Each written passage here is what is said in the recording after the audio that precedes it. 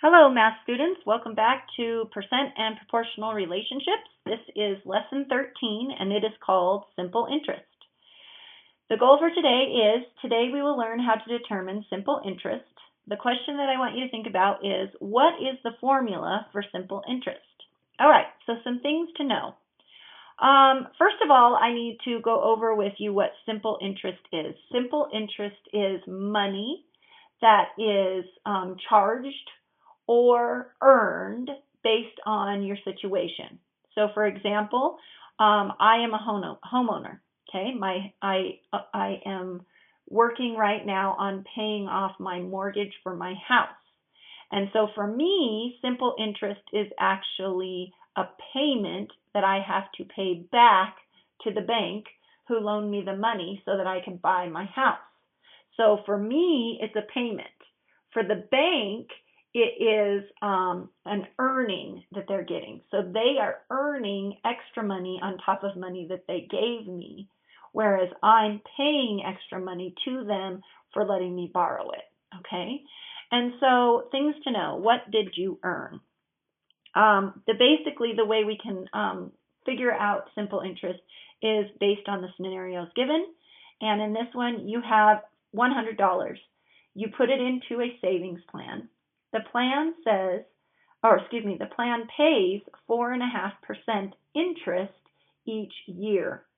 You will not add or take any money from the account at all. You just leave it as is. So there was $100 that you had in your pocket, you got for your birthday, you put it into a savings account, and you leave it, and you don't do anything with it.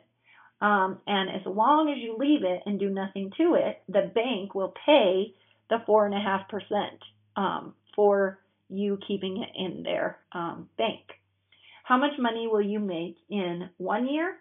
And then how much money will you make in 5 years? So the best way that we can figure out the simple interest for this savings account, so in this scenario, you're earning money, unlike me having to pay money, you're earning money. But let's take a look at this table and see what is happening. So the first year you put it in, it's $100, okay? And so we have right here our formula that we've been working with forever. Part equals percent times whole. And our whole in this one will be the $100 that you started with to get your bank account going. And so what you had to do is you have to take 4.5% times 100. So remember, if we have 4.5%, what that also looks like is that you have 4.5 over 100 times 100 over 1. Now, we talked about this. This right here is what we call a compound fraction, and you remember what it is. So the first thing that we have to do is we have to take this and turn this into a fraction greater than 1, or an improper fraction. So 2 times 4 is 8 plus 1 is 9. So this one really is 9/2 divided by 100. Okay, that's what this whole compound fraction looks like. So you know how to solve that, right? You just take your two fractions that you have and find a common denominator. So I'm going to say the common denominator for this would be 2. So now we have fraction bars. This would be 2. This would be 2. How did you get from 2 to 2? Times 1. What you do to one side, you have to do the other. 9 times 1 is 9. How did you get from 1 to 2? Times 2.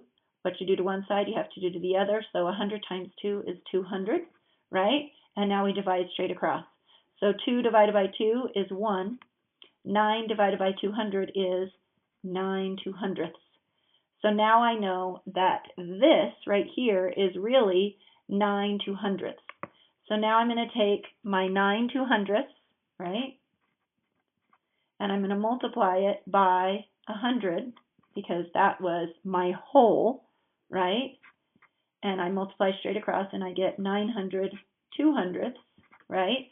And then I have to figure out how much money that is. Okay, so I'm going to take 900 divided by 200, and I know that that can go in there 4 times. That would be 800. So I get 0, 0, 1, put a decimal point, and then I know that that can go into 1,000 5 times, which gives me 1,000. and then I have 0, bring down one more because we're doing money. So the interest that I earned was $4.50. So in 1 year, right here, I earned $4.50. Okay? So interest rate on 4.5% of $100 for 1 year is $4.50. Okay? So if I add that $4.50 to my original 100 that I started with, my new balance is going to be $104.50. Okay? So then if I have it in there for 2 years, my interest that I earned, because remember my money didn't change, is still $4.50. So all I have to do to this one is add $4.50 to the amount that I had before, and I get $109. Then I know again that this is $4.50 because we did the math all right here. Nothing has changed. Look at your equation. You're still doing 4.5% times 100.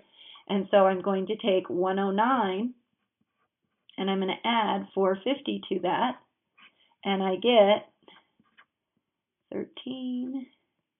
So now I have 113.50. Okay, so then again 450, and then I have to take 113 plus 450, 113.50 plus 450, and I get $118, right? Okay, and then last time, 450, so now I have to take 118 plus 450, and I get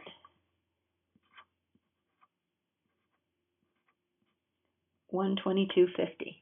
Okay, so if I leave my $100 in the bank for 1 year, the interest will be $4.50. If I leave my $100 in the bank for 2 years, my interest earned will be $9. If I leave my $100 in the bank for 3 years, then I will have earned $13.50. If I leave my $100 in the bank for 4 years, then my earnings would be $18. And then if I leave my $100 in the bank for 5 years, then my earnings would be $22.50. So this amount right here is the interest. So the numbers that I'm underlining in pink, that is the interest. And the reason we know that that is the interest is because we started out with $100.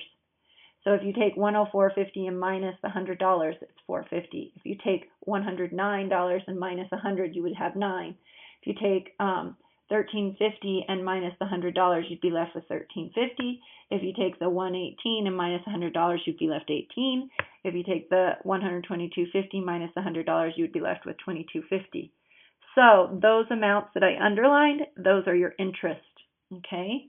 So it says, what do you notice when the year changes? Well, what we noticed is you add the interest amount to the previous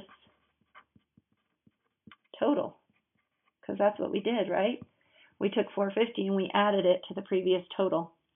All right, so there is a formula that you can use to find simple interest, and it's really important that you pay attention to what it is.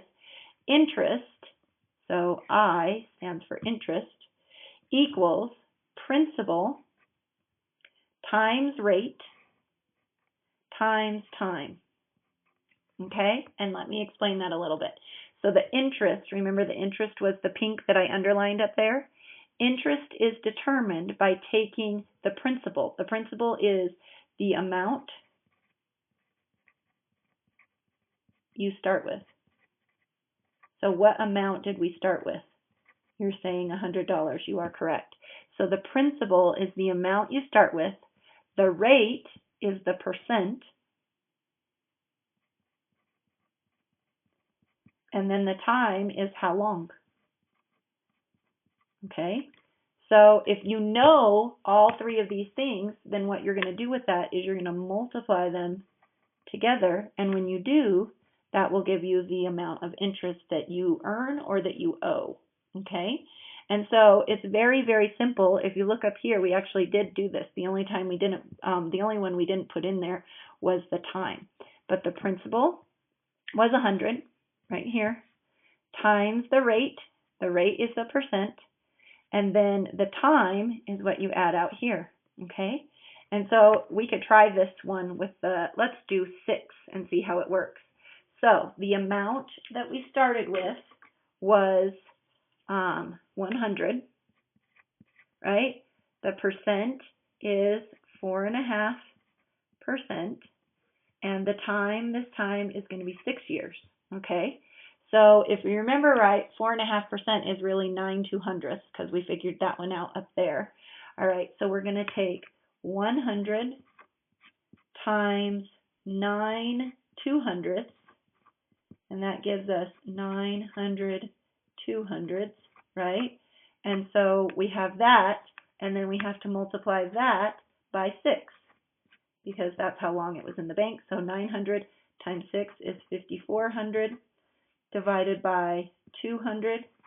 And now let's do the math on that one. So 5,400 divided by 200, and that goes 2 times, which is 400. So that would be 0, 4, and 1, and then 7. Okay, and so this amount right here is your interest. So you had $27 is your interest. And if you try it, if you take 122.50 and add 450, let's see what we get. So 0, 10, that would be 7, that would be 2, and that would be 1. And then you will notice that the amount in pink is your interest. Do they match? 127, 27. So we just proved that this little formula right here helps us figure it out. The amount you start with, the rate, the length of time that it's in there, the amount of interest earned. And so they match. Okay? So it's a very, very helpful little formula as long as you remember to identify all of your parts correctly. Okay? So going back to our goal, today we will learn how to determine simple interest, which we did. You're not going to use the table every time. I just wanted you to see what we would actually be doing when we did this. What you're going to use is the formula. Interest equals principal times rate times time. I equals P times R times T, which leads me to go back to the question of the lesson. What is the formula for simple interest? The formula is I equals principal times rate times time, or I equals P times R times T. Okay? All right, kiddos, that's all I have for you in this lesson. I'll talk to you soon. Bye!